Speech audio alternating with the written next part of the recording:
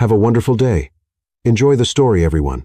The mahogany doors of Sterling Enterprises gleamed under the fluorescent lights as Edward Sterling reviewed the quarterly reports scattered across his glass desk. Numbers didn't lie, unlike people. At 34, he had built an empire through calculated moves and strategic alliances, never allowing emotions to cloud his judgment.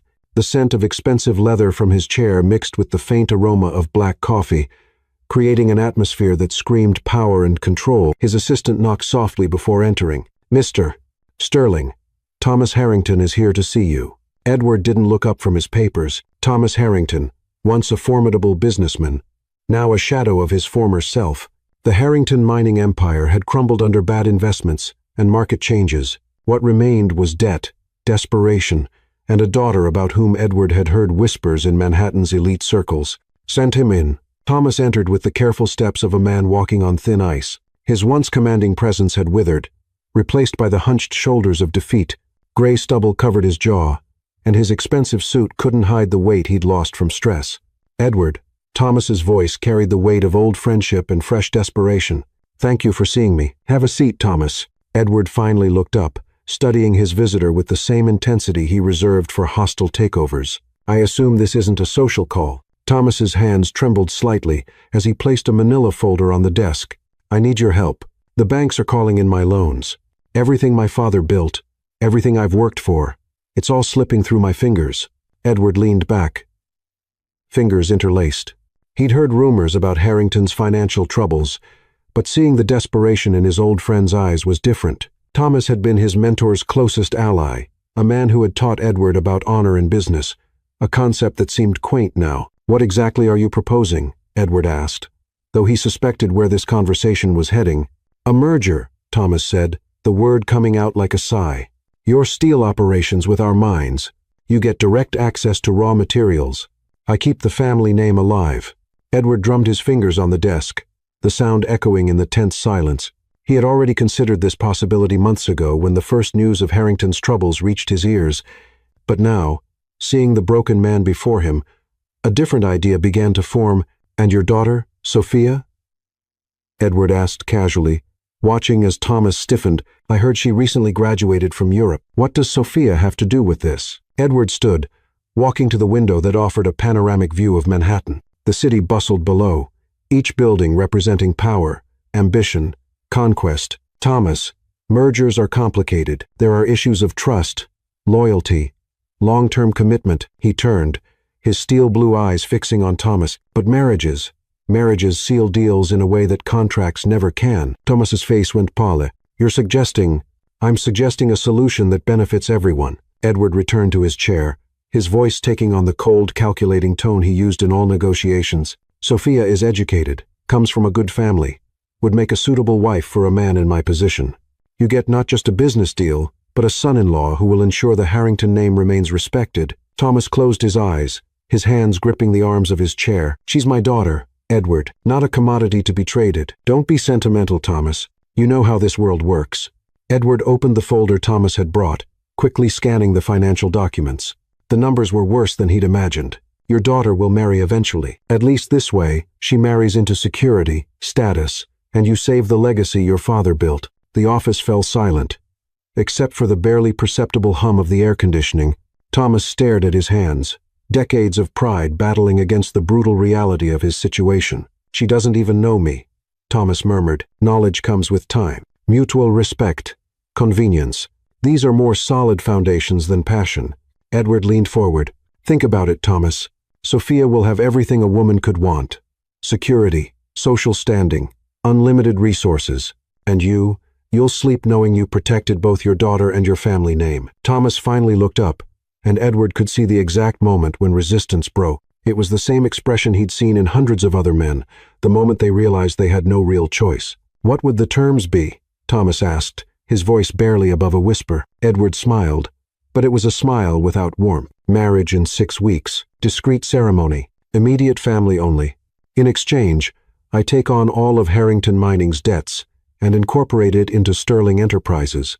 You keep a position as a consultant with a substantial salary. And Sophia, does she have a say in this?" "Sophia is an intelligent woman. She'll understand the advantages." Edward began organizing the papers on his desk, already mentally moving pieces on the board. Besides, Thomas, what's the alternative? Bankruptcy?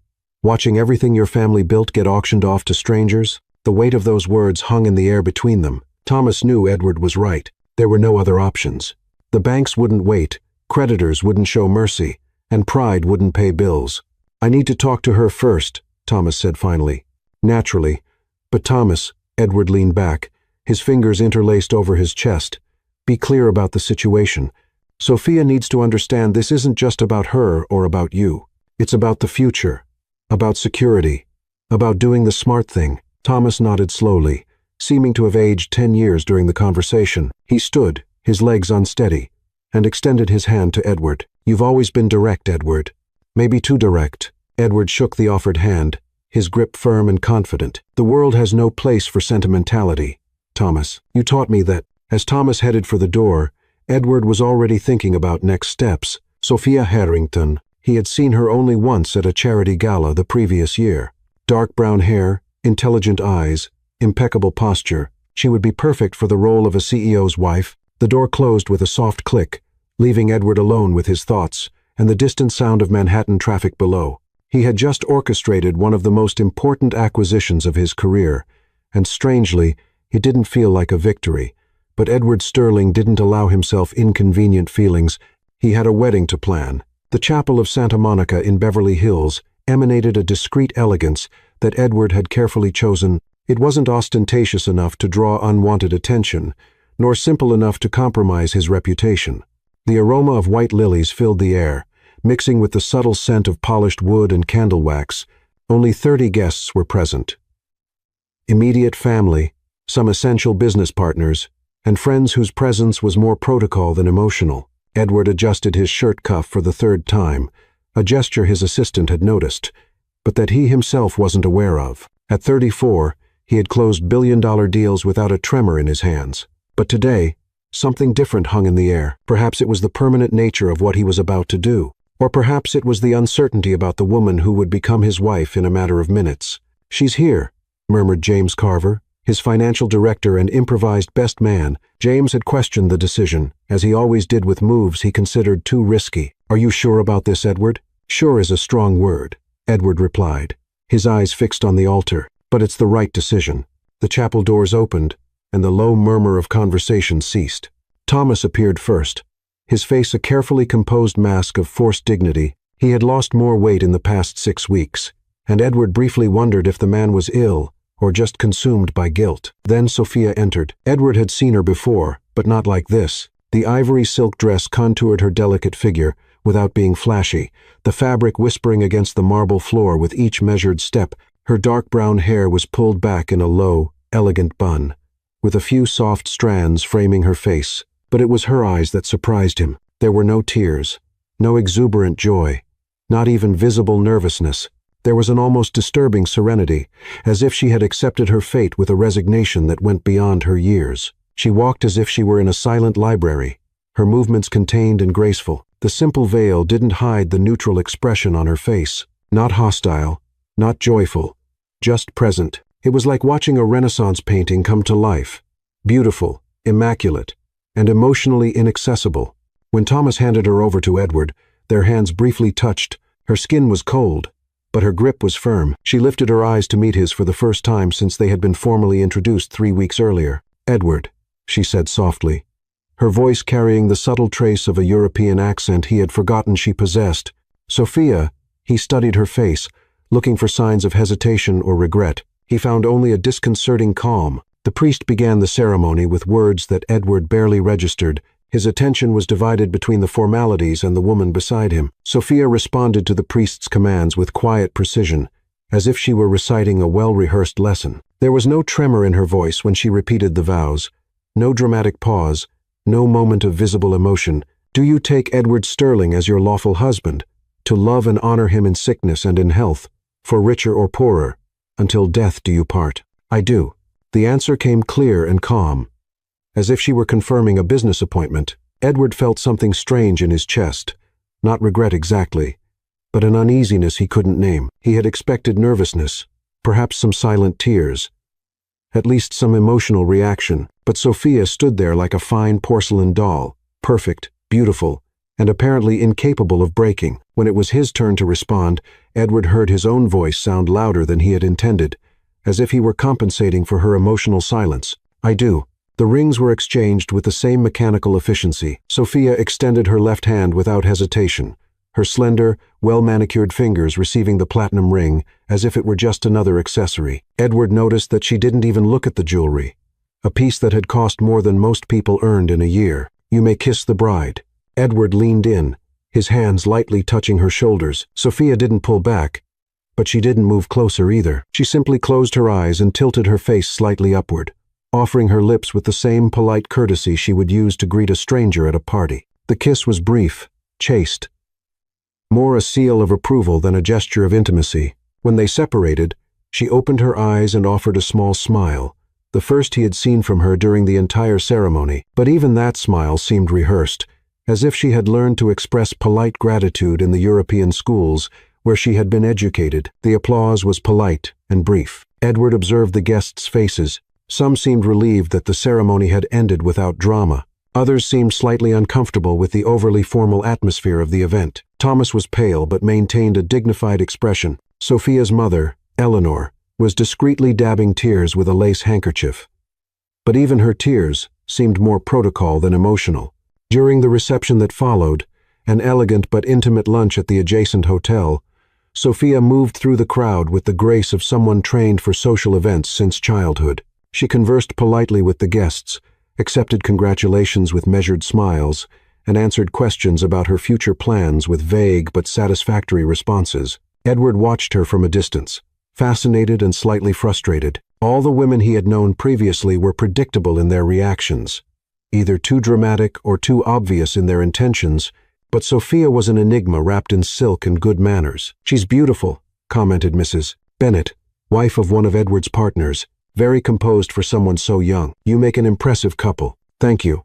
Edward accepted the compliment, but his eyes remained on Sophia, who was talking with the priest about French literature. He could hear fragments of the conversation. She spoke about Proust with the same neutral tone she had used for her wedding vows. When it came time to cut the cake, Sophia placed her hand over his on the knife, with the precision of someone following strict protocol. The camera flashes captured them smiling, or at least Edward smiling, while Sophia maintained her serene and unreadable expression. "How are you feeling, Mrs. Sterling?" asked one of the photographers. She paused for a moment, as if carefully considering the question. "Grateful," she said finally. "Very grateful." Edward felt that uneasiness again. Grateful. Not happy, not hopeful, not nervous or excited, grateful, as if the marriage were a favor he had granted her, instead of an agreement that benefited both families. As the afternoon progressed, Edward found himself studying his new wife with the same intensity he used to analyze complex financial reports. There were layers to her that he couldn't penetrate, a refined education that created a polished but impenetrable barrier, an intelligence that she kept carefully guarded, and an emotional coldness that rivaled his own. When the last guests departed, and they were alone in the hotel lobby, Edward finally asked the question that had been burning in his mind all day. "Do you have any questions about anything?" Sophia looked at him with those dark, inscrutable eyes. "Should I?" The simplicity of the response disarmed him. She wasn't being insolent or defiant. She genuinely seemed to believe there was nothing about her new life that needed to be discussed or clarified. Most brides have expectations, concerns. "I was well educated, Edward." Her voice was soft but clear. "I understand what my role is." Role. The word echoed in his mind as they headed to the elevator that would take them to the bridal suite. She had turned the marriage into a performance, and apparently was prepared to continue acting indefinitely. As the elevator doors closed, Edward looked at their reflection in the polished metal. They looked perfect together. He, tall and imposing in his dark tuxedo. She, elegant and refined in her wedding dress. They looked like a couple that should be on the cover of a luxury lifestyle magazine, but Edward couldn't shake the feeling that he had just married a beautiful stranger, and that perhaps she intended to remain a stranger forever. The doors opened on the 20th floor, revealing a silent hallway that led to their new life. The bridal suite at the Plaza Hotel emanated discreet luxury. Walls in ivory tones, dark mahogany furniture, and a stunning view of Central Park through floor-to-ceiling windows White roses had been strategically placed throughout the room, their soft perfume mixing with the scent of fine leather furniture and the nighttime freshness that entered through the half-open windows. Edward loosened his tie while watching Sophia move through the space with the same measured grace she had displayed all day. She paused at the window, her silhouette outlined against the city lights below, still wearing her wedding dress, though she had removed her veil hours ago. The contrast was striking. The vibrant, pulsing energy of Manhattan at night versus the serene stillness of the woman who had just become his wife. "It's beautiful," she said softly without turning around. "The view." "Yes." Edward approached but maintained a respectful distance. "Would you like to change clothes? I can give you privacy." She finally turned to face him, and for the first time all day, he detected something different in her eyes. Not fear exactly, but a carefully controlled vulnerability that she had kept hidden during the ceremony and reception. "Thank you." Her voice was almost a whisper. "I brought some things."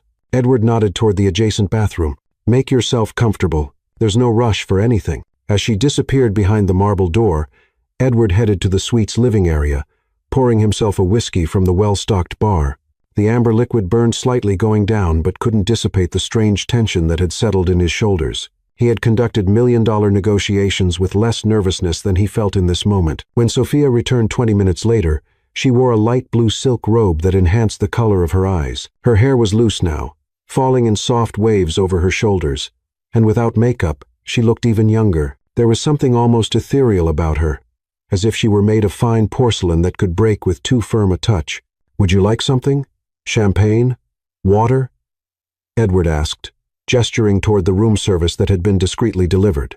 "No, thank you." She sat on the edge of the king-sized bed, her hands folded in her lap. "Edward, there's something you should know." He set his glass aside, his attention completely focused on her. "What is it?" Sophia looked at her hands, a slight pink color rising up her neck. "I've never... at the schools where I studied, we were very protected. I don't have experience with." She gestured vaguely between them. Understanding hit Edward like lightning. In all his careful calculations about this marriage, he had assumed that a 2-3-year-old woman, even one educated in convents, would have at least some romantic experience. The possibility that she was completely inexperienced had never crossed his mind. "Sophia," he said gently, moving closer to her, "there are no expectations tonight.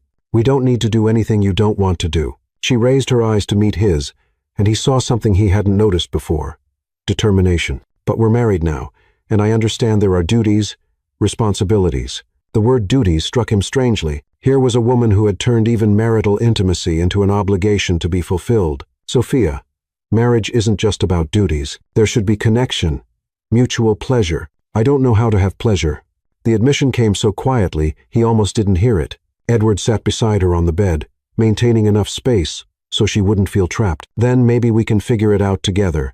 But only if you want to, not because you feel you should." For a long moment, they sat in silence. Edward could hear the distant traffic below, the barely perceptible hum of the air conditioning, and her soft breathing beside him. There was something deeply intimate about this silence, more intimate than many conversations he'd had. "I want to try," she said finally, "but I don't know how to begin." Edward turned to face her completely. "We can start slowly, with trust." He extended his hand, and after a small hesitation, she placed hers in it. Her skin was soft and cool, her fingers delicate against his. They stayed like this for several minutes, simply getting used to each other's touch. "Are you afraid?" he asked. "A little," she admitted, "but not of you. It's more fear of the unknown." Edward brought her hand to his lips, gently kissing her fingers. He felt a small tremor run through her, but she didn't pull away. "We'll go slowly," he promised. What followed was different from any experience Edward had had before. There was a tenderness he didn't know he possessed, a patience that surprised even himself. Sophia was responsive, but in a quiet, contained way, small sighs instead of moans, hesitant touches that gradually became more confident. When they finally came together, it was with a gentleness that left Edward feeling strangely vulnerable. Sophia clung to him, her eyes closed, breathing quickened against his ear. There were no words, just the silent language of two bodies, learning each other for the first time. Afterward, they lay in the dark, the only sound being their breathing gradually calming. Sophia was curled against his side, one of her hands resting lightly on his chest. Edward could feel the warmth of her skin through the thin shirt he had put back on. "Are you okay?" he asked softly. "Yes." Her voice was muffled against his shoulder. It was. Different from what I expected. Different how? She paused, as if choosing her words carefully. More connected? I thought it would be more clinical. Edward felt something tighten in his chest. Marriage shouldn't be clinical, Sophia.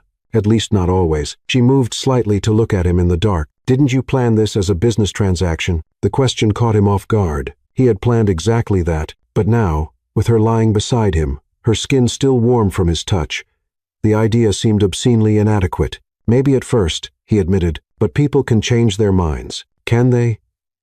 There was something almost hopeful in her voice. "Yes," he said, surprising himself with his own conviction. "They can." Sophia snuggled closer, and Edward felt something he hadn't felt in years, a sense of protection, of wanting to shield this woman from everything that could hurt her. It was unsettling for someone who had spent his entire life thinking only of himself.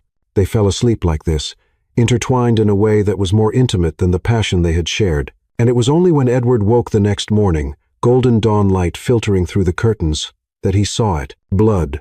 Just a few drops on the pristine white sheets, but enough to make his heart stop. Sophia was still sleeping, her face serene and young in the soft morning light, completely unaware of the revelation she had left behind. Edward stared at the small red stains, his mind racing. She had been a virgin, not just inexperienced, but completely untouched. In a world where he had assumed everyone had secrets and hidden histories, he had married someone who was genuinely pure. The magnitude of what had happened the night before, what he had received, the trust she had placed in him hit him like a wave. Sophia had given him something that could never be returned, something she could never give to anyone else. He looked at her sleeping beside him, her hair spread across the pillow like dark silk, and felt something shift fundamentally inside his chest. This was no longer just a convenient wife or a strategic piece in his business plans.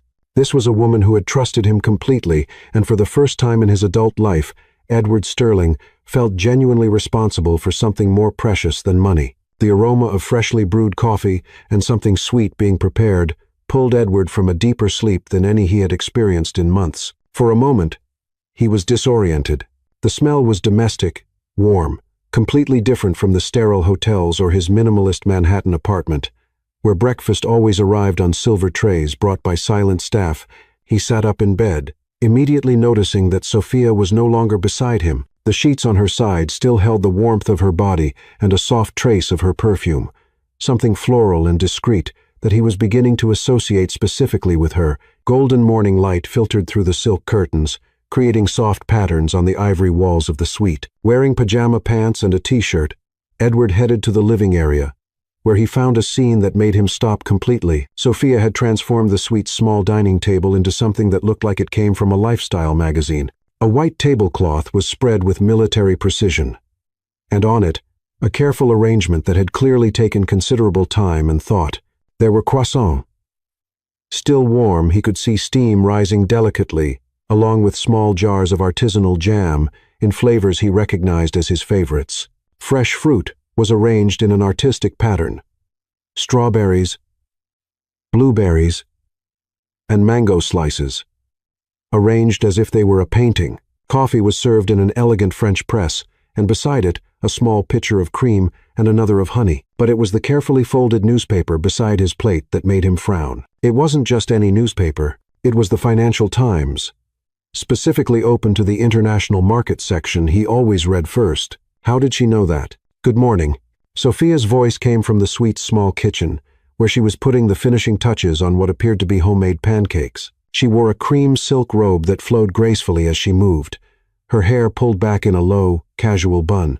"Good morning." Edward approached the table, still processing the scene before him. "Did you make all this?" "Room service brought the basic ingredients, but I prepared some things myself." She approached, carrying a plate of pancakes that emanated the aroma of vanilla and cinnamon. "I hope you don't mind. I'm an early riser." Edward sat down, watching her serve the pancakes with precise, graceful movements. There was something almost ritualistic about the way she prepared each element. Coffee served at the exact temperature, honey warmed just enough to flow smoothly, even the napkin folded in a specific way beside his plate. "How did you know?" he asked, gesturing toward the newspaper and then to the general arrangement. About my preferences. Sophia paused, a slight pink color rising up her neck. I researched after my father mentioned the possibility of marriage. I wanted to know more about you. There are interviews where you mention your morning routines, articles about your eating habits. She sat delicately across the table from him. I hope it's not strange. Edward cut a piece of the pancake, the flavor immediately surprising him. It was light, perfectly seasoned, with a texture that indicated real technique. You cook. The sisters at the convent believed that a complete education included practical skills. Sophia stirred her own coffee delicately. I like the precision required. It's almost like mathematics, but with more tangible results. There was something about the way she said that, the comparison to mathematics, that made Edward look at her with new attention. He had assumed her education had been purely ornamental, the superficial skills that wealthy families traditionally taught their daughters, but there was an analytical mind behind this carefully orchestrated breakfast. Do you like mathematics? He asked. I have a degree in economics from the Sorbonne, she said calmly, with a specialization in emerging markets. Edward almost choked on his coffee. In all the conversations with Thomas, in all the marriage arrangements, no one had mentioned that Sophia possessed serious academic qualifications. He had assumed she was just another high society daughter with a decorative education. Economics, he repeated the word, completely recalibrating his perception of her. And you studied emerging markets specifically. My thesis was on the impact of infrastructure investments on sustainable economic growth in Latin America. She took a sip of coffee, watching his expression over the rim of her cup. I know it wasn't mentioned during the negotiations. My father thought it would be better to emphasize other aspects of my education. Other aspects. Edward felt a pang of irritation, not with her, but with Thomas for omitting such significant information. Like piano and French, I speak 5 languages fluently and have some proficiency in 3 more. Sophia cut her own pancake into small, precise pieces. But yes, I also play piano. Edward leaned back in his chair, studying the woman before him with completely new eyes. The serenity he had interpreted as passivity could actually be carefully contained intelligence. The obedience he had assumed was submission could be strategy. Why didn't you mention any of this yesterday? He asked. You didn't ask. The answer was said without accusation, just as a fact. And frankly, I didn't know if it would be welcome. Many men prefer wives who are less intellectually complicated. The brutal honesty of the statement hit him. She was right. He probably would have been uncomfortable if he had known from the beginning that he was marrying someone who could potentially challenge his views on business. But now, sitting across from her, as she had created a breakfast that demonstrated more attention to detail than many of his employees showed on million-dollar projects, he felt intrigued rather than threatened. And what do you think about the markets currently? He asked, genuinely curious. Sophia's eyes lit up. The first time he had seen a real, unfiltered emotion cross her face. Do you really want to know? Yes.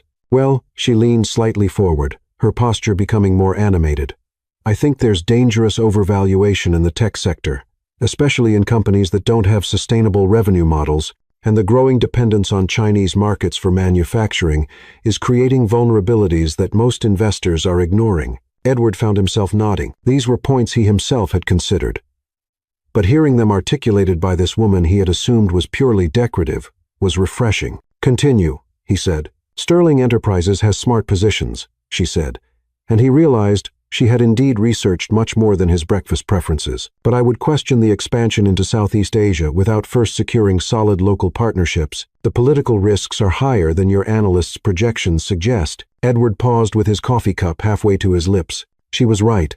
He had been so focused on potential returns that he had given less attention to the political risks she had identified in seconds. You analyzed our reports? Only what's publicly available. Sophia returned her attention to breakfast, as if discussing complex corporate strategy was as natural as commenting on the weather. I hope you don't mind. Old habits. Old habits. He looked at her with growing understanding. I used to help my father with analyses before things got complicated.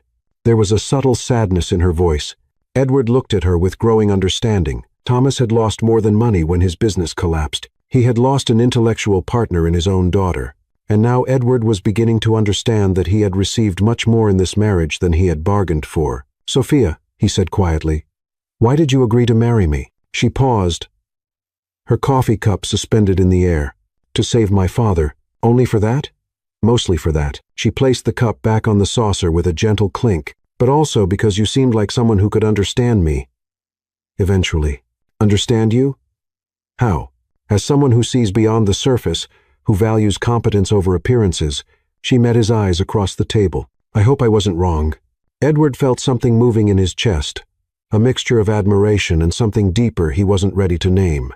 This woman had accepted an arranged marriage, not just out of filial duty, but because she had assessed his character and made a calculated bet on their future. You weren't wrong, he said finally. The smile she gave him then was different from all the previous ones, not polite or rehearsed, but genuine. It completely transformed her face, making her look younger and surprisingly luminous. Well, she said, gesturing toward the breakfast.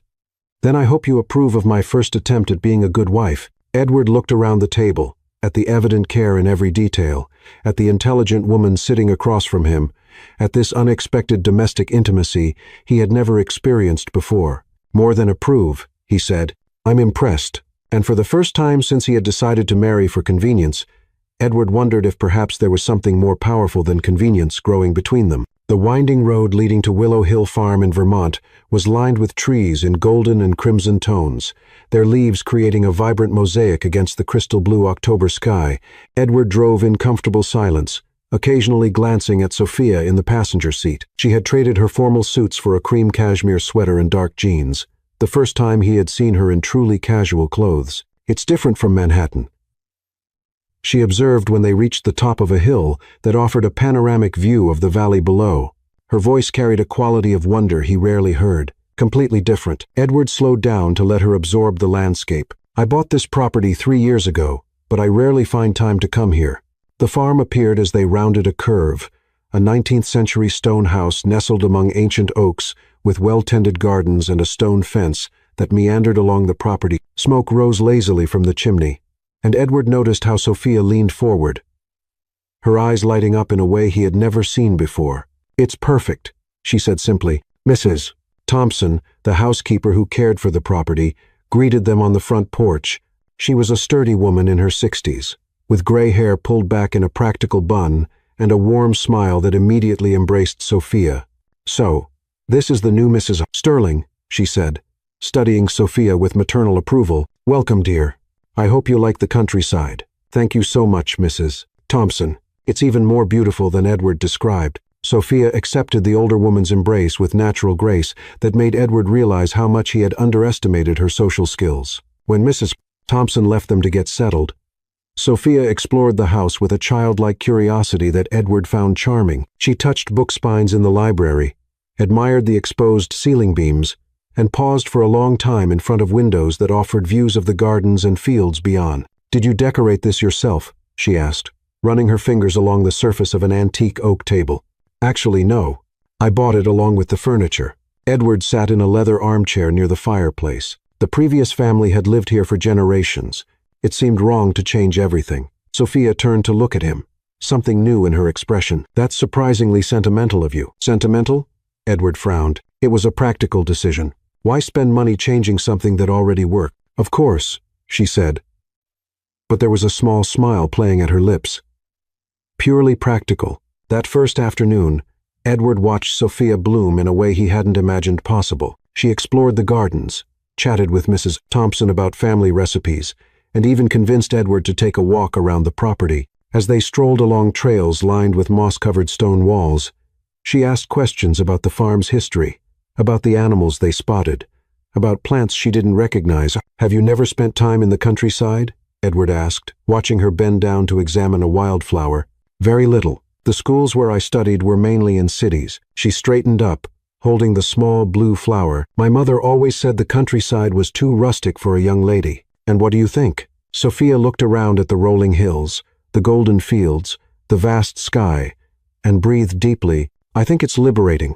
It was that night, after a simple dinner prepared by Mrs. Thompson, that something fundamental shifted between them. They were sitting in the library, a fire crackling softly. Sophia curled over a book she had discovered on the shelves, while Edward reviewed some work documents.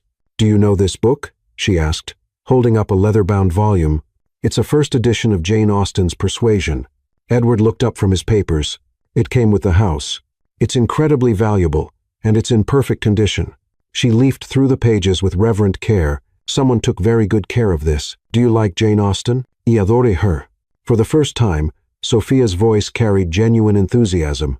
There's something about the way she writes about marriages of convenience that transform into something deeper. She stopped abruptly, realizing the implication of her words. Edward set his documents aside, his attention completely focused on her. Continue, he said softly. Sophia looked at the fire, her cheeks slightly flushed. It's just...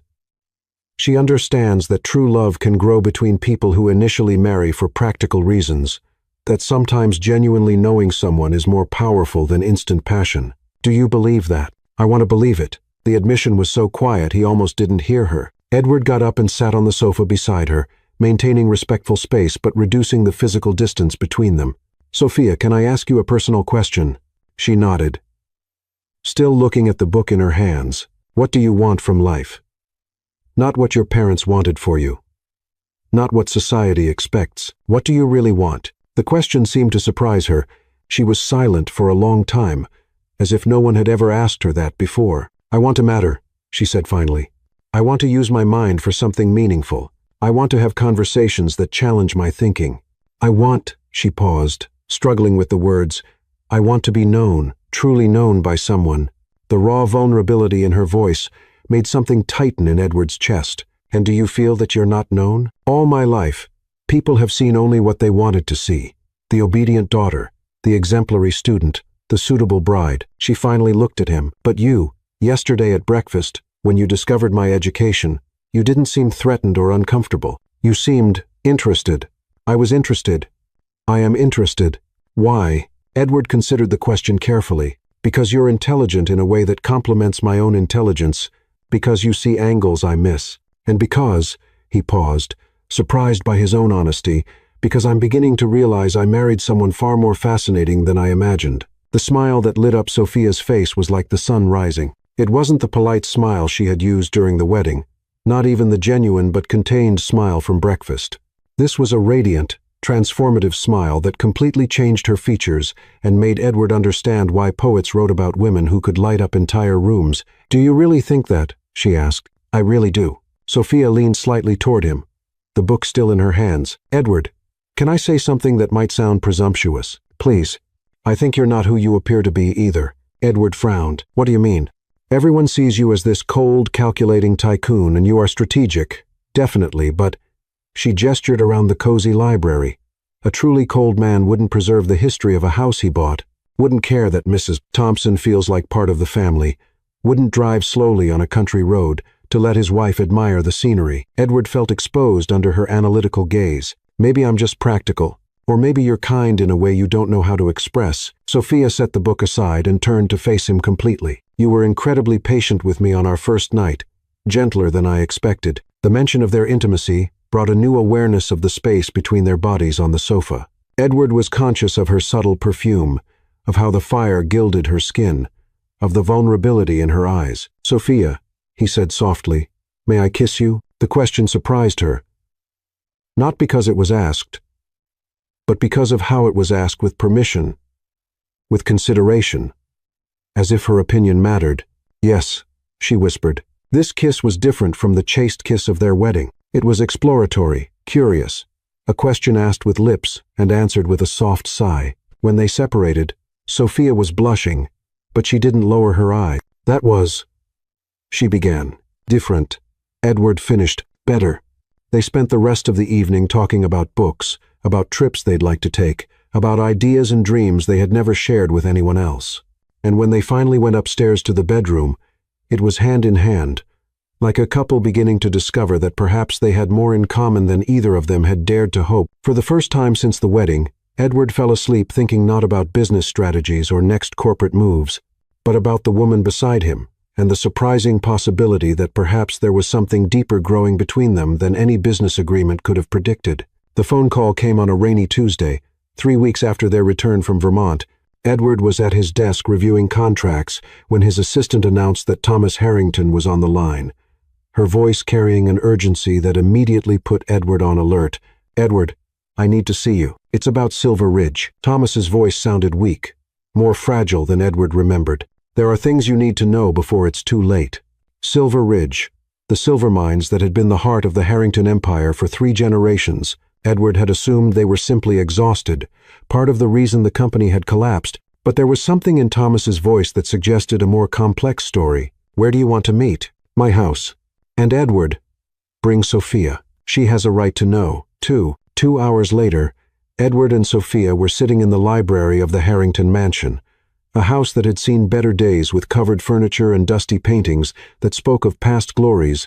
Thomas received them at the door, and Edward was shocked by the man's physical transformation. He had lost even more weight. His skin had a sickly pallor, and there was a tremor in his hands that hadn't been present in Edward's office months ago. Father. Sophia stood immediately, concern clear in her voice. Are you okay? You look sick. Thomas finished with a weak smile. Because I am, dear. Pancreatic cancer. Stage 4. The silence that followed was deafening. Sophia went pale, her hand automatically seeking Edward's for support, which he took without hesitation. How long have you known? Edward asked, his mind already processing the implications. 3 months. About a week before I approached you about the marriage. Thomas settled heavily into his leather armchair, suddenly looking much older than his 62 years. 6 months, maybe 8, if I'm lucky. That's why I needed to ensure Sophia was protected. Sophia covered her face with her hands, her shoulders trembling silently. Edward put an arm around her, surprised by the naturalness of the protective gesture. Father, why didn't you tell me? She asked, her voice muffled. Because you would have married out of pity, not necessity. And I needed you to have a real chance at happiness, not just security. Thomas looked between the two of them, noticing how Edward kept Sophia close, and from what I can see, perhaps it worked better than I hoped. Edward felt Sophia lean against him, seeking comfort, and he tightened his embrace slightly. You said there was something about Silver Ridge we needed to know. Thomas nodded, and with trembling hands, withdrew a thick folder from his desk. That's why I called you here. Silver Ridge didn't fail because of depleted resources. It failed because I discovered we had been operating illegally for decades. He opened the folder, revealing documents, photographs, and reports that had clearly been organized with meticulous care. My father, Sophia's grandfather, made deals in the 70 seconds and 80 seconds that violated environmental regulations. Toxic waste dumping, operations without proper licensing, bribing local inspectors. Edward leaned forward, studying the documents. As a CEO, he immediately recognized the gravity of what he was seeing. Why didn't you rectify the operations when you discovered this? I tried, but the cost of cleanup and regularization was greater than the entire value of the company. And there was more. Thomas turned a page, revealing photographs of a poor, rural community, an entire village downstream from our operations, children being born with birth defects, adults developing cancer at abnormal rates, contaminated water supply. Sophia raised her head, looking at the photographs with growing horror. Our money, our education, all of it came from this. Not all of it, but a significant part. Yes, Thomas met his daughter's eyes. I shut down operations immediately when I discovered this, but the damage was already done, and facing the legal consequences would have meant not just bankruptcy, but prison. Edward studied the documents with the analytical mind he applied to all business problems. What's the estimated liability between environmental cleanup, compensation for the affected community, and regulatory fines? About $200 million. The figure hung in the air like a bomb. It was substantial even for Sterling Enterprises, but not impossible to manage if spread over several years. Why are you telling us this now? Edward asked. Thomas leaned back in his chair, seeming exhausted by the weight of carrying this secret. Because when I die, this problem becomes yours, Edward. Legally, as Sophia's husband, you inherit not just the remaining assets of Harrington Mining, but also its liabilities. And because, he paused, looking directly at Edward, because I hope you're a better man than my father was, and better than I was. What do you mean? I want you to do what I should have done years ago. Face the consequences. Clean up the environment.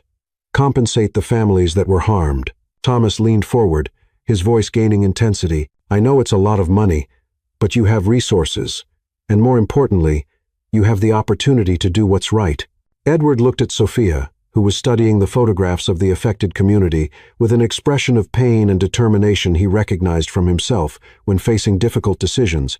If we do this, Edward said calmly, it will be public. There will be investigations, media attention, possible criminal action against the company, even if it's historical. I know, and you're asking me to essentially confess to corporate crimes I didn't commit. I'm asking you to clean up a mess my family created. I'm asking you to give these people the justice they deserve." Thomas paused, his next words coming as a whisper. "And I'm asking you to do this so Sophia can live without carrying the weight of her grandfather's sin." Sophia finally spoke, her voice calm but firm. "Edward, if you decide not to do this, I'll understand. It's not your responsibility to correct my family's mistakes."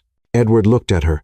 This woman who had married him to save her father, who had discovered the sordid truth about the origin of her wealth and still maintained her dignity intact. "What do you want me to do?" "I want you to do what's right," she said simply. "Even if it costs us everything." The moral simplicity of her response hit him like a punch. In a world where he was used to navigating shades of gray, where every decision was weighed against profits and losses, here was a woman asking him to simply do the right thing regardless of cost. Thomas watched the exchange between them, and Edward saw something like hope arise in his tired eyes. "There's one more thing," Thomas said, withdrawing a sealed envelope from his desk. "My will. I've left everything to Sophia, of course. But there's also a letter for both of you." He handed the envelope to Sophia, who held it as if it were made of glass. "You can read it now, or after I pass, but there's something I need to say while I still can." Thomas looked directly at Edward. "I arranged this marriage out of desperation, it's true, but also because I saw something in you, Edward, a fundamental decency that you hide behind all that corporate efficiency." Edward frowned. "Thomas, let me finish." Thomas raised a trembling hand. "I know you could see this Silver Ridge problem as just another business decision, weigh the costs against the benefits. But I also know you're capable of more than that." He paused, his next words carrying the weight of a final request. "Don't just take care of her, Edward. Try to love her. She deserves to be loved for who she really is, not just protected like a valuable asset."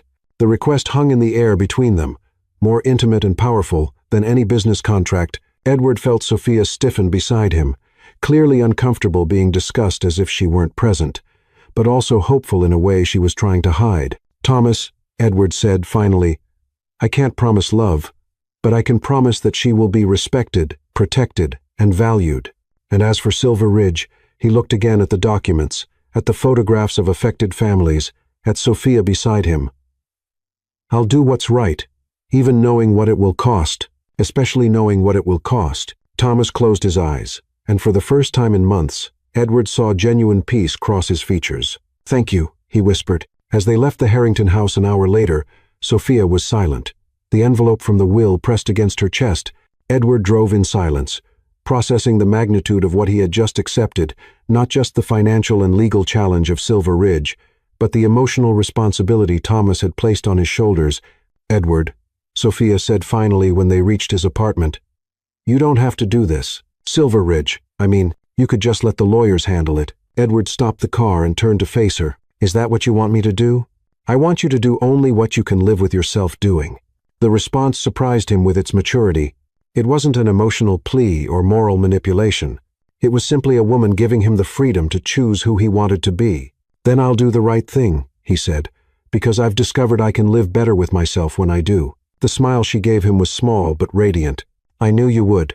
"How did you know?" "Because," she said, placing her hand over his, "you're a better man than you think you are." That night, as they lay in bed, Edward reflected on how dramatically his life had changed in the past few weeks. He had married expecting to acquire a convenient wife, and instead had found an intellectual partner, a moral dilemma that would test all his values, and something that was beginning to look dangerously like true love. The question was he ready for all these transformations? Edward's office the following Monday seemed different, not physically, but energetically. The same glass walls offered the familiar view of Manhattan.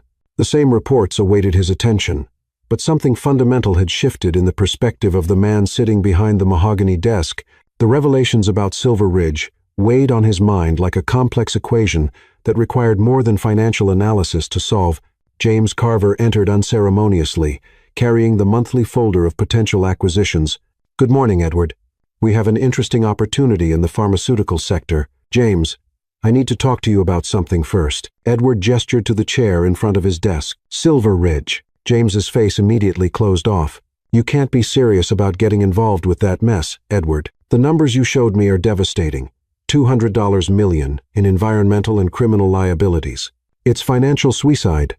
It's the right thing to do. The right thing? James leaned forward, disbelief clear in his voice. Edward, since when is the right thing a business decision parameter for you? We run a corporation, not a charity. Edward studied his financial director, a man he had worked with for 8 years, someone who knew every aspect of how he operated. James was right about one thing. This wasn't a decision the Edward of 6 months ago would have made. James, how many families depend on Sterling Enterprises for their livelihood? Counting direct employees and their families, suppliers, and local economy, probably about 50,000 people, and if we could ensure that none of those families would ever suffer what the families near Silver Ridge suffered: sick children, contaminated water, destroyed futures, wouldn't that have value? James rubbed his temples. Edward, you're talking like you've developed a conscience overnight. Maybe I have, because of your wife. The question was asked with a slightly accusatory tone that made Edward stiffen. Because of my wife, yes, but not in the way you're insinuating. Sophia didn't manipulate me into this decision. She showed me there's a different way to view corporate responsibility. Edward stood and walked to the window, watching the frantic movement of the city below. James, for 34 years, I believed success meant maximizing profits, minimizing risks, and always thinking 3 moves ahead. And it worked. We built an empire. So why change now? Because I discovered there's a different kind of wealth, and that some things are worth more than money. Edward turned to face James. Prepare the documents to begin the Silver Ridge cleanup process. I want a team of environmental lawyers, remediation specialists, and a compensation fund for affected families. James was silent for a long moment. And if the board opposes, then I convince them. And if I can't convince them, I find a new board. James. James paused, as if weighing his words carefully. Are you sure you're not confusing personal attraction with business judgment? The question was fair. But Edward had already questioned himself about this repeatedly over the past few days. It's not about attraction, James. It's about who I want to be when I look in the mirror, and about what kind of man I want to be for my wife. That afternoon, Edward did something he had never done in 8 years. He canceled his remaining meetings and left the office at 4. He found Sophia at home, bent over books scattered across the dining table, working on what appeared to be intensive academic research. You left early, she observed, looking up when he entered. I wanted to be home with you. The admission surprised him as much as it did her. What are you working on? Sophia gestured to the books and documents around her, researching cases similar to Silver Ridge. Legal precedents, successful remediation strategies, compensation structures that actually worked for affected communities. Edward sat beside her, studying her work. It was meticulous, comprehensive, exactly the kind of analysis he would pay thousands of dollars for specialized consultants to perform. You did all this today? I wanted to help. I know this decision isn't easy for you. She paused, her hands resting on a particularly thick report. And I wanted you to know there are ways to do this that minimize the impact on our employees and shareholders. Edward picked up one of the reports she had prepared, impressed by the depth of analysis. Sophia, this is professional-level work. Why didn't you consider a career in environmental consulting? Because I was Thomas Harrington's daughter, expected to marry well and maintain the family name. There was a hint of bitterness in her voice. But now, maybe I can do something more. What do you mean? Sophia straightened up, a new determination in her posture. I want to be part of the Silver Ridge project. Not as your wife offering moral support, but as a partner contributing real expertise. The idea surprised him, but also intrigued him. You'd face public scrutiny, media attention, possibly hostility from people who blame your family for the original damage. I know, but Edward, this mess was created by my surname. I want it cleaned up by my surname too. Edward studied her face, seeing the resolve he recognized from himself when making difficult decisions. Are you sure? Completely. That night, they worked side by side, Edward sharing details about Sterling Enterprises' corporate structure, while Sophia explained the nuances of environmental regulations she had studied. It was an intimacy different from anything Edward had experienced, not physical, but intellectual and emotional. Edward, Sophia said during a break in their work, can I ask something personal? Of course. When you decided to do what my father asked, was it because you feel obligated to me? Because of our marriage? The question made him pause.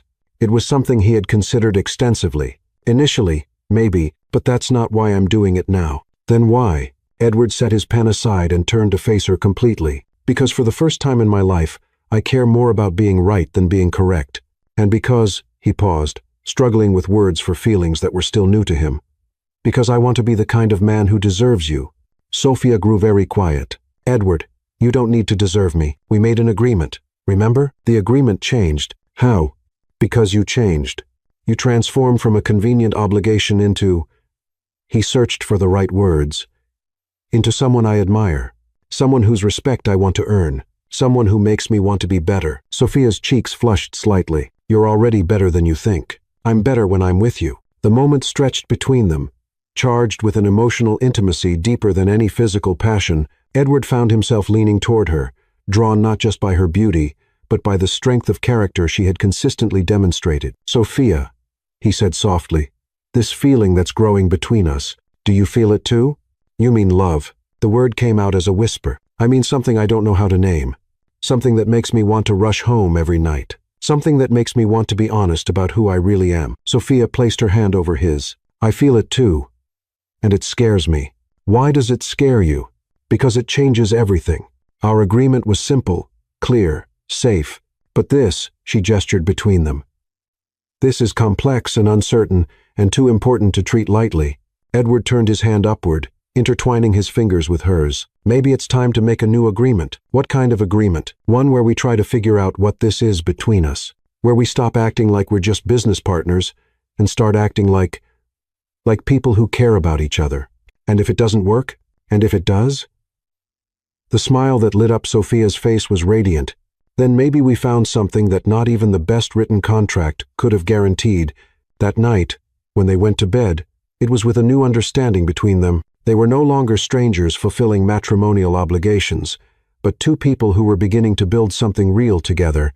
And for the first time since becoming CEO, Edward fell asleep thinking not about business strategies, but about the woman beside him and the surprising possibility that perhaps true love was the smartest investment he had ever made.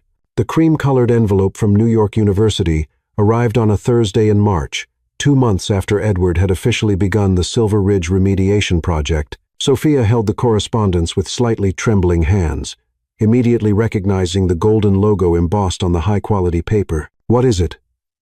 Edward asked, noticing her expression while sorting through his own mail at breakfast. A response. She ran her finger along the sealed envelope, hesitating. A few weeks ago, I sent some translations I did of French economic texts to NYU's Comparative Literature Department. They were looking for someone for a special project. Edward set his papers aside, giving her his full attention. In the weeks since Silver Ridge, he had become increasingly attuned to moments when Sophia demonstrated independent initiative and had learned to recognize when something was truly important to her. What kind of project? Translation and analysis of 18th and 19th century economic manuscripts, mainly French and German texts, that have never been translated into English. Sophia finally opened the envelope, her eyes quickly scanning the letter. They're offering me a position. The surprise in her voice made Edward look more closely at the letter in her hands. What kind of position? Visiting associate researcher, part-time initially, with possibility of expansion if the project is successful. Sophia looked up to meet his eyes, a mixture of excitement and uncertainty in her expression. Edward, they want me to lead a small team to choose which texts to translate, to develop the analysis methodology. Edward felt something expand in his chest. Pride, yes, but also something deeper. Over the past months, he had watched Sophia bloom from a silently obedient wife into an intellectual partner. But this represented something even greater. External recognition of her professional value. Is this what you want? He asked. More than anything, she replied without hesitation, then paused. But I wanted to discuss it with you first. I know there are expectations about how a wife should divide her time. Edward stood and approached her, taking the letter to read the details. The offer was impressive, not just in terms of prestige, but also in the responsibility they were offering someone without formal prior academic experience. Sophia, this is extraordinary. They must be really impressed with your work. Do you think so? There was a vulnerability in her voice that made him realize how much this opportunity meant to her. I know so. He returned the letter and placed his hands on her shoulders. And I want you to accept it, even if it means you'll be less available, less focused on being a traditional wife. The question hit him with its raw honesty. Sophia was offering him the chance to keep her in the safe, predictable box of convenient wife, but Edward discovered the idea made him slightly nauseous. Sophia, over the past months, you've become my partner in the Silver Ridge project, my confidant in difficult business decisions, and... He paused, searching for the right words. And the person whose opinion I value most, why would I want you to be less than that? The smile that lit up her face was transformative. So, you really don't mind? I mind very much. I mind that you have something that's completely yours, something where you can shine independently of me or anyone else. That afternoon, Sophia called to accept the position. Edward watched from the doorway of his home office as she spoke with the professor in charge of the project, noticing how her posture changed more upright, more confident, with an energy he rarely saw when she was dealing with social aspects of being his wife. When do you start? He asked after she hung up. Monday next week. They want me to begin with an analysis of an Adam Smith text that's never been completely translated. Sophia turned to face him, her eyes shining with enthusiasm. Edward, do you realize I'll be working with ideas that shape how we understand economics, but that have been lost in translation for centuries? The passion in her voice awakened something in him, not jealousy of her work, but admiration for the intensity of her intellectual commitment. It was the same energy he felt when solving complex business problems, and recognizing it in Sophia created an even deeper connection between them. Sophia's first week at NYU brought a noticeable change to their entire domestic dynamic. She left in the morning with a focused energy Edward recognized from himself on important negotiation days, and returned in the evening with stories about textual discoveries, academic debates, and insights she had developed. The Smith text on moral theory I'm translating, she said during dinner on her first Friday, argues that sympathy, not self-interest, is the basis of ethical economic judgments. It's revolutionary when you consider how it applies to situations like Silver Ridge. Edward paused with his fork halfway to his mouth. Explain. Well, Smith suggests that truly rational economic decisions must consider the impact on others as if it were the impact on ourselves. So, your decision to remediate Silver Ridge wasn't just ethically correct, it was economically rational in the deepest sense. The analysis surprised him.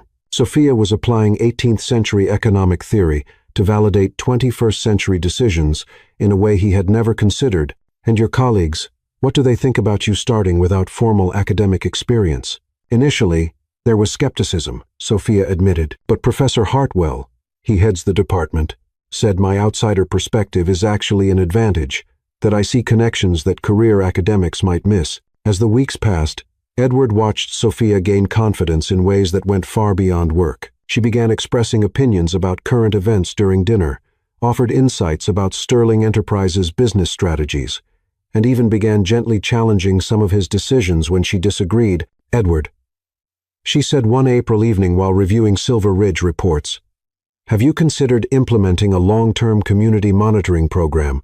What do you mean? Instead of just remediating and compensating, what if we established a system where the affected community had ongoing input into our operation, where they were partners in the healing process, instead of just recipients of compensation? The suggestion was brilliant, something neither he nor his expensive consultants had considered. Where did this idea come from? From my work with texts on community economics, there are fascinating historical precedents for this kind of participatory partnership. Sophia leaned forward, enthusiasm clear in her voice. And I know some people at the university who could help develop the framework. Edward found himself nodding before he had even fully processed the proposal. Do it. Develop a complete proposal. Are you sure? Wouldn't it be presumptuous? Sophia, over the past weeks, your ideas have been consistently better than those of consultants. I pay fortunes. Why wouldn't I want your input? The transformation Edward observed in Sophia over the following months was remarkable. She developed a presence that was simultaneously graceful and authoritative, a confidence that came from knowing her ideas had value. When she accompanied Edward to business events, she now participated in conversations about economics and politics with a sophistication that impressed even experienced executives. Your wife is remarkable, commented Robert Callahan, CEO of a rival technology company, after a charity gala, where Sophia had discussed sustainable economic theory with a group of industry leaders. Where did you find her? She found me, Edward replied, watching Sophia animatedly converse with a Harvard professor about translating historical texts. Or maybe we found each other, but it was on a May evening, 3 months after Sophia had started at NYU, that Edward truly understood the full impact of her transformation. They were at home, Working side by side, he on Sterling Enterprises reports, she on her latest translation. When she paused and looked at him, Edward, can I say something that might sound strange? Always. I feel like myself. For the first time in my life, I feel like I'm being who I really am, instead of who other people expect me to be. Edward set his papers aside, giving her his full attention. And who are you really? Someone who loves ideas, someone who wants to contribute to important conversations, someone who, she paused, searching for words, someone who can be a real partner, not just a decorative wife. You have always been a real partner, Sophia. You just found ways to express that which go beyond our marriage. That's exactly it. And Edward, she placed her hand over his. Thank you for letting me find this, for not trying to keep me small or safe or limited. Edward intertwined his fingers with hers, feeling the truth of what she had said resonate through him. He had married expecting a convenient wife, but had found an intellectual partner, a professional collaborator, and a woman whose growing independence made him admire her even more. Sophia, he said softly, watching you flourish this way, it's one of the most beautiful things I've ever witnessed. The kiss they shared then was different from all the previous ones, not born of duty or even passion, but of mutual admiration and deep respect for what each had become in the presence of the other. And for the first time, Edward understood that true love wasn't about possessing someone, but about celebrating who they became when they were free to be completely themselves. The June rain drummed softly against the apartment windows as Edward watched Sophia move through the kitchen, preparing dinner with the same meticulous precision she applied to everything in her life. They had been married almost 8 months, and he had spent the past week struggling with words that seemed simultaneously inevitable and terrifying. The community monitoring project was officially approved today, Sophia said. Lighting candles on the dining table, she had set with characteristic care. The NYU team will start field visits next week. That's wonderful. Edward poured wine into 2 glasses, watching how the candlelight gilded her skin. You must be proud. It was your vision from the beginning. Our vision, she corrected, meeting his eyes across the table. I never could have implemented this without your support. Edward felt that familiar tightness in his chest, a mixture of admiration, pride, and something deeper he was finally ready to name. Over the past months, watching Sophia grow in confidence and expertise had awakened feelings in him that went far beyond respect or physical attraction. They dined with the easy conversation that had developed between them. Discussions about her work at the university, Silver Ridge updates, observations about books they were reading, but Edward was only half present in the conversation, his mind preparing and rehearsing words he had never said to anyone before. Edward, Sophia said, tilting her head slightly. Are you okay?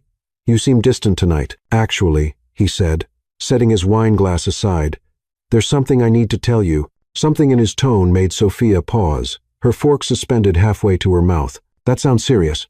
It is serious. Edward leaned forward, his hands resting on the table between them. Sophia, when we got married, I thought I knew exactly what I was doing.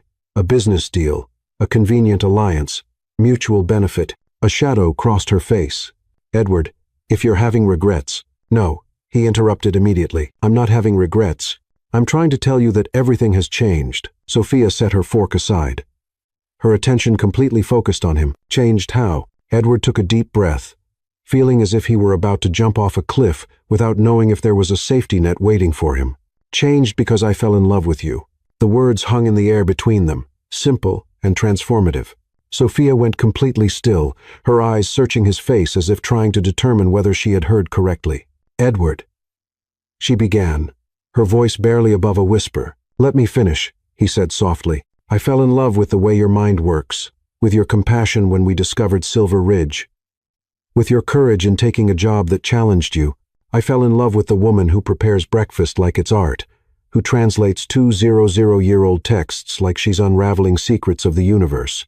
Tears began forming in Sophia's eyes, but she didn't look away. I fell in love, Edward continued, his own voice growing thicker with emotion, with the way you made me want to be a better man, not out of obligation or strategy, but because you made me realize I could be more than just an efficient businessman. Edward.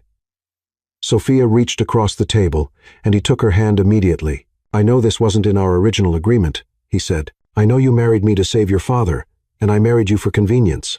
But Sophia, I can't pretend anymore that this is just a business arrangement when I wake up every morning grateful that you're beside me. A tear rolled down her cheek. Are you sure? It's not just gratitude or habit or... I'm sure. Edward squeezed her hand. Sophia, I love you. Not the idea of you, not what you represent, but you, your intelligence, your kindness, your strength, the way you laugh when you find a particularly elegant passage in an ancient text, the way you frown when you're thinking about something complex. Sophia closed her eyes, more tears flowing silently. Edward, she began. You don't need to say anything, he said quickly. I'm not saying this to pressure you or to change our dynamic. I'm saying it because you deserve to know, because keeping it secret started to feel dishonest. And our partnership has always been built on honesty. Sophia opened her eyes, and what he saw there made him stop breathing. It wasn't pity or discomfort or even surprise. It was something that looked like relief mixed with a tentative joy she was trying to contain. Edward, she said, her voice trembling but firm. Can I confess something too? He nodded, unable to speak. I fell in love with you too. The words hit him like lightning. You? What? I fell in love with the man who gave me freedom to grow instead of keeping me small, who supported my dreams even when they complicated our life, who chose to do what was right with Silver Ridge, even knowing what it would cost. Sophia leaned forward, her hands gripping his. I fell in love with the man who sees me, really sees me, instead of just seeing a role I should play. Edward felt something expand in his chest, a sense of completeness he had never experienced before. When did you know? I think I started to suspect in Vermont, when you let me simply be myself, but I knew for certain the night you decided to take on Silver Ridge, when you chose ethics over profit, when you showed you were capable of change. She paused, a small but radiant smile curving her lips. And when did you know for certain that you loved me? When? This afternoon, when you called just to ask how my presentation at the university went, when you got genuinely excited when I told you about the positive response I received, when I realized you're proud of my success, not because it reflects well on you, but because you want me to be happy. Edward stood and walked around the table, pulling her to stand as well. For a moment, they simply looked at each other, processing the magnitude of what had just been confessed. So, our official business agreement is dissolved, he asked, his hands finding her face. Completely null and void, she whispered, leaning into his touch. And what do we do now? Now, Sophia said, her arms circling his neck, we make a new agreement, one based on love, mutual respect, and the promise that we'll keep growing together. What terms do you propose? Complete honesty, unconditional support for each other's dreams. And she paused, her eyes dancing with a joy that completely transformed her face, and the promise that we'll never again pretend this is just convenience when we both know it's so much more. I accept all terms, Edward said, leaning down to kiss her. This kiss was different from all they had shared before. It wasn't driven by duty or physical passion, or even growing affection. It was a kiss that sealed a promise, that marked the end of an arranged marriage and the beginning of a chosen union. When they separated, both were laughing through tears of joy. Do you realize, Sophia said, her hands resting on his chest, that this makes everything much more complicated? How so? Because now we have something real to lose. Something that matters more than money or status or convenience. Edward nodded, understanding exactly what she meant. But you know what I think? What? I think the things worth having always come with risk. And Sophia, he paused, looking at the woman in his arms, his wife by choice now, not by circumstance, you are worth any risk. That night, they made love with an intimacy that went beyond the physical. It was a celebration, a promise, and a discovery that true love was even more powerful than either of them had imagined. And when they fell asleep intertwined, it wasn't as two business partners sharing a bed, but as two people who had found in each other something they didn't know they were looking for. A true emotional home. The agreement had become love, and love had become the foundation of everything they would build together from that point forward. A year and a half after the day Edward Sterling had proposed a marriage of convenience to Thomas Harrington, he found himself standing on the porch of Willow Hill Farm, watching the golden September sun paint Vermont's fields in shades of amber and gold. It was hard to believe that the man who had made that calculated proposal was the same person now anxiously awaiting his wife's arrival, who was driving from Manhattan after presenting her latest research at NYU. The transformation hadn't been just personal. On the clipboards beside him rested the final reports from the Silver Ridge project, an initiative that had cost Sterling Enterprises $230 million but had resulted in something no amount of money could buy: genuine redemption, The affected community now had clean water, subsidized medical care, and an educational program that would ensure the next generations had opportunities their parents never had. "Dinner will be ready in 20 minutes, Mrs. Thompson announced, appearing on the porch with a warm smile that had become as familiar as it was comforting. "And I can tell your wife is going to love the surprise you prepared." Edward smiled, touching the small velvet ring box in his pocket. It wasn't an engagement ring, they were already married, after all, but something more significant. A ring he had specially made, engraved with a line from Sophia's translation of Adam Smith. "True wealth lies in the ability to create value for others." The sound of a car on the gravel driveway made his heart race, in a way that still surprised him after 18 months of marriage. Sophia emerged from the car with the vibrant energy he had learned to associate with her most productive days at the university. She wore a simple navy blue dress and cream cardigan, but to Edward, she was more stunning than any magazine model. "How was the presentation?" he asked, coming down the steps to meet her. "Incredible." Sophia threw herself into his arms with an enthusiasm that made him laugh. "Edward, they want to expand the project, not just for French and German texts, but for a complete multilingual translation initiative." And she paused, her eyes shining with barely contained excitement. "They want me to head the entire department." Edward spun her in the air, his joy for her success, genuine and deep. "That's wonderful. You deserve every bit of recognition. There's more," she said, when he set her back down. "They want to create a chair in applied historical economics, essentially using ancient texts to inform modern business practices, like what we did with Silver Ridge." "And did you accept?" "I said I needed to discuss it with my husband first." Sophia smiled, but there was an underlying seriousness in her voice, because it would mean more responsibility, more travel to conferences, more time away from home. Edward placed his hands on her shoulders, studying her face. "Sophia, what do you want to do?" "I want to accept, but only if you're okay with it." "I'm more than okay with it. I'm proud." He paused, then smiled mischievously. "Actually, I have a business proposal for you." "A business proposal?" Sophia arched an eyebrow. "That sounds familiar." Sterling Enterprises is considering establishing a foundation focused on business ethics and social responsibility. We're looking for someone to lead it, someone with experience in both economic theory and practical implementation. Sophia's eyes widened. "Edward, are you offering?" "I'm offering a partnership, a real one. This time not arranged." Edward took her hands. "You would run the foundation, define its mission, choose its projects. We'd work together, but you'd have complete autonomy. And if I accept the NYU position too, then you do both, or we find a way to integrate the two." "Sophia," he squeezed her hands, "I've learned that when you have an extraordinary partner, you create ways to maximize her potential, not limit it." The smile she gave him was radiant.